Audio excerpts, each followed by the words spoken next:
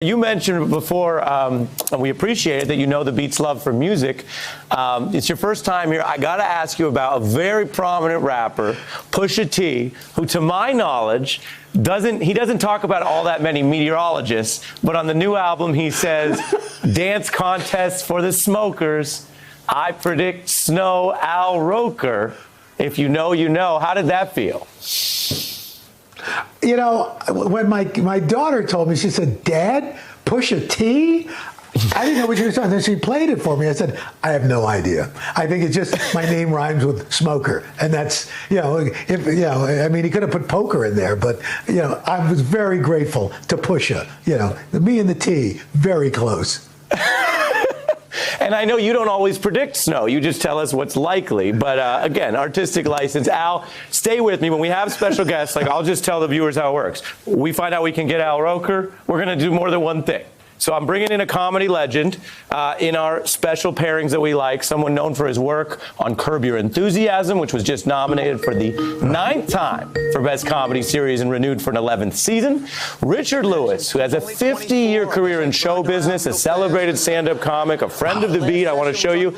He's one of the very first people to come on this show in a culture segment. He declared himself the original beatnik, and he's back with Al Roker. How you doing? Hey, wow. I am honored. Hey, Al, Ari, forget you. Hey, Richard, how are you? I'm so proud of you. I followed his career. I know a lot about his career because I'm much older than you, Ari. He started out in small little gigs. He paid his dues, and then he had to jumping fast forward, he had to jump into the shoes of one of the most famous weathermen in history, Willard Scott, on the Today Show. And then I think around the late 90s, am I wrong, Al? You took over in the Today Show and you followed his footsteps.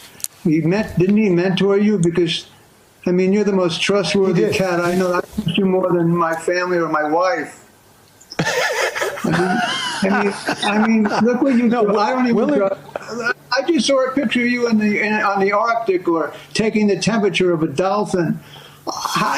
People love that you walk the walk, and plus you're in a rap lyric, which pisses me off because I thought I could have been in that song too, but you deserve it. And the book this is his 300th book. He has about 4 other shows.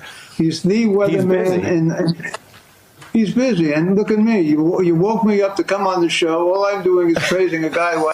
We don't hang out. I wish we did, but whenever I see a hurricane, I can't wait to see what kind of clothes you're wearing when there's 125 mile per hour wind and you're hanging onto a pole. How do you do that, Al?